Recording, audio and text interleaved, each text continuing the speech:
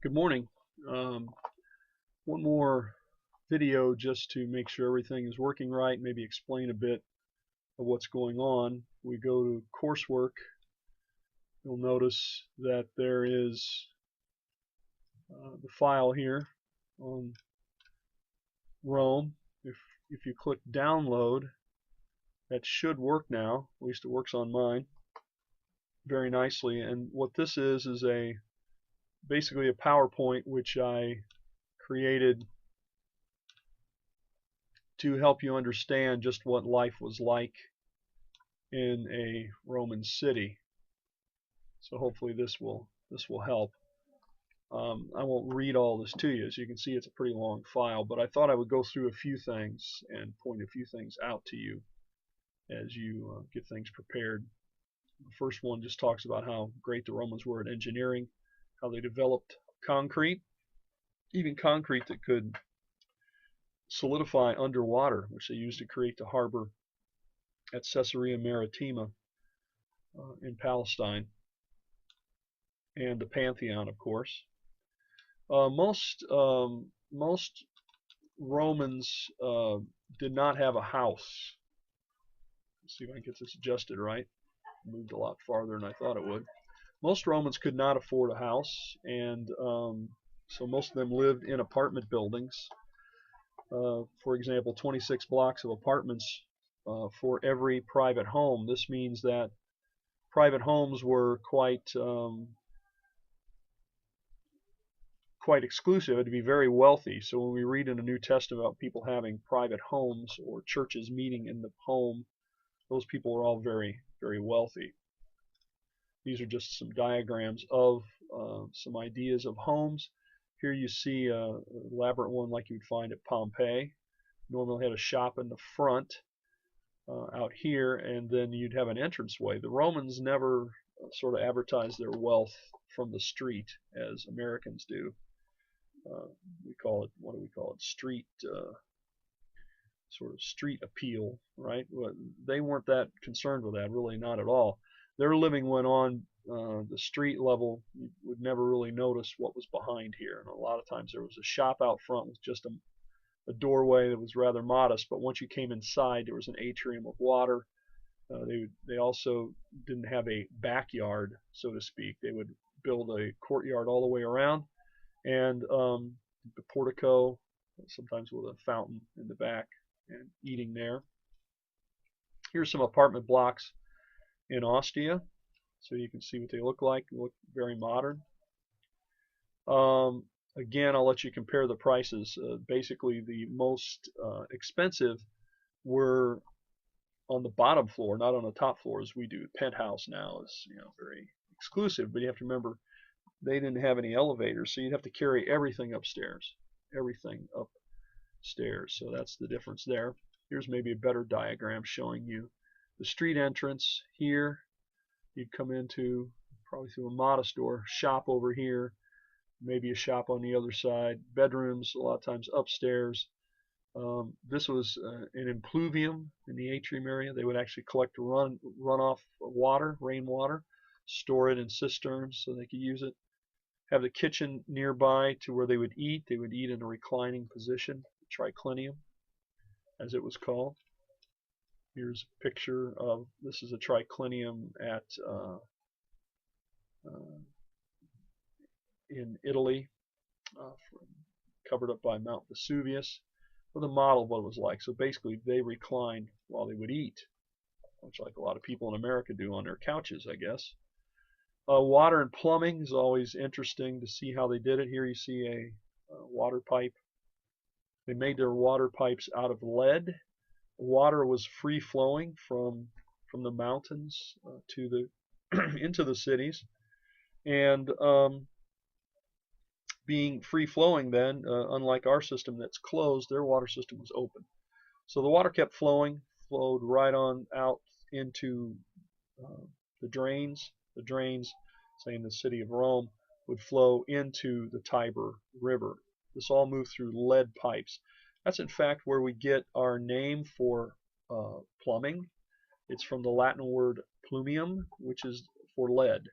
And that's still, those of you who are chemist, studied chemistry anyway, will recognize Pb as the chemical symbol for lead.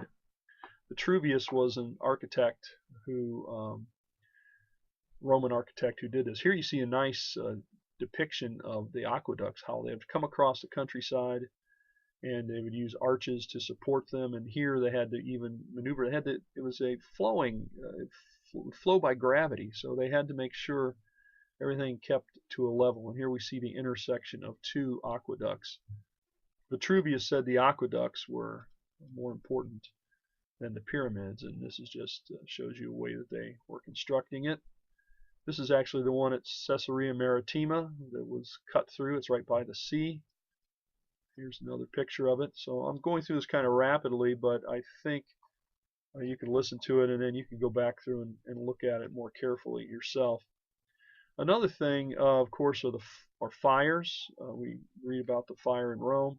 That was just one of a long series of fires. Why did they have so many fires? Well, again, people were living 6, 7 stories high. And then we see, of course, if you have to cook up there, they're using much like a grill, small sort of grill or brazier, it was called. They cook their food on in these apartment buildings. And of course, if a fire got out of control, there was really no means to put the fire out easily. So somebody who writes a lot about life in Rome, he writes them in satires, but I think they give us a window into what life was like in a Roman period in Rome, and certainly this would relate to other areas like Palestine and so forth as well. Juvenal writes about how basically there's fires. I'll let you read that and so forth. Another thing that students usually get kind of interested in is the human element of sewage, sanitation. These are big concerns, especially in a big city like Rome. This is actually toilets. These little slots, this is where you would sit. Unlike for us, where this is a very private activity, for the Romans this was a very public activity. They would sit right next to each other, discuss weather, I don't know, sports, politics, while they were in the public toilets. At home, people use chamber pots, but mostly when you're out and about, you use a public bathroom, which normally had a fee associated with using it, small fee. People were supposed to empty their chamber pots into a trench. In other words, if you lived up on the 6th floor, you're supposed to carry your chamber pot down in the morning and empty it there, but a lot of people did not. So you can guess what they might have done with it. Here's another view of a toilet. I'll let you look through that again. They're all over the place. And here's actually a depiction of one. This is one from the Hadrian's Wall, way up in England on the north border. So here you can see the guys using it, the soldiers, basically. This little thing gets students interested. This is a sponge. That's basically Roman toilet paper. Dip it in the water and use it, and I kept them over here. You could clean up afterwards. Anyway, we could talk a lot more about that, but here we see a guy who's using one. Well, he's not really using one. That's in, I believe, in Ephesus. And there is the stick, or at least a replica of one, not an original. All of this would wash down into the sewer and then on out to the aqueducts. From the aqueducts, the water run to the sewer. From there to the Colloquia Maxima, which is a Latin phrase, just means big sewer. So it sounds a lot better in Latin. I'll let you read what Juvenal had to say about that. Roads and traffic are very important. In Rome itself, people would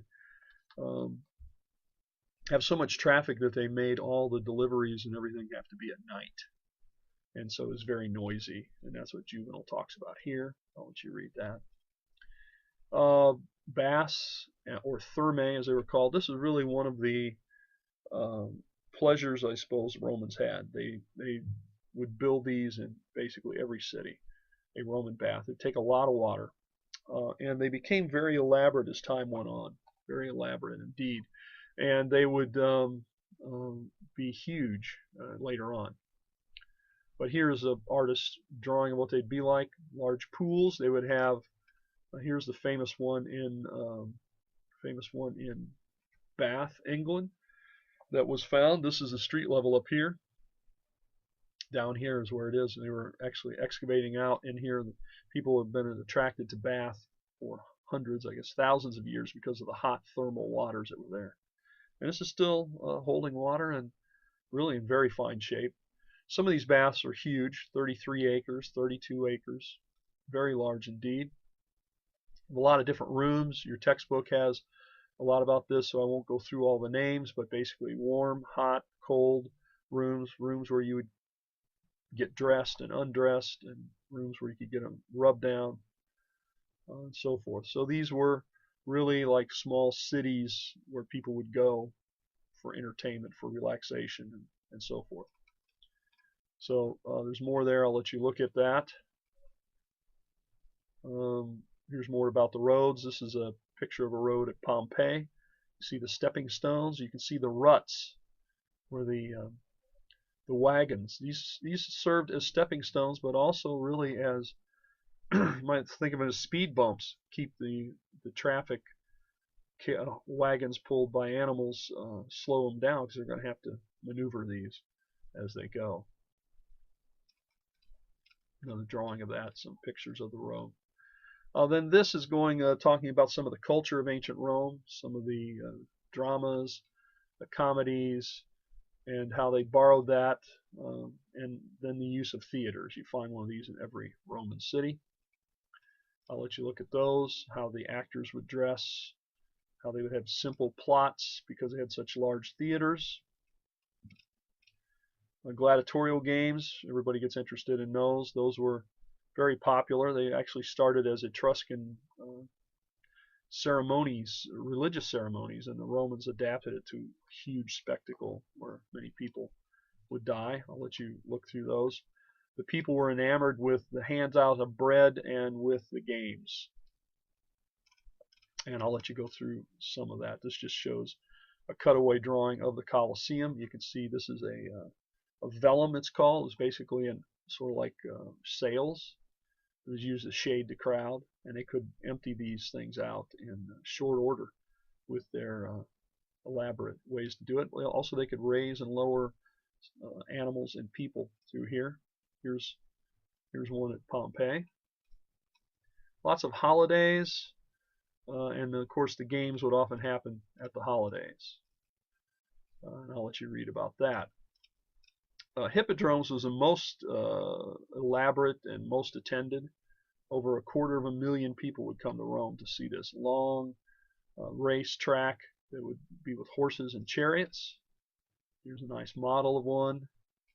I'll let you read about that. Ben-Hur, there's a nice depiction of it in the movie. So that's pretty much it. I mean, that's very fast, so I apologize for that, but you could maybe pause it and go through it yourself.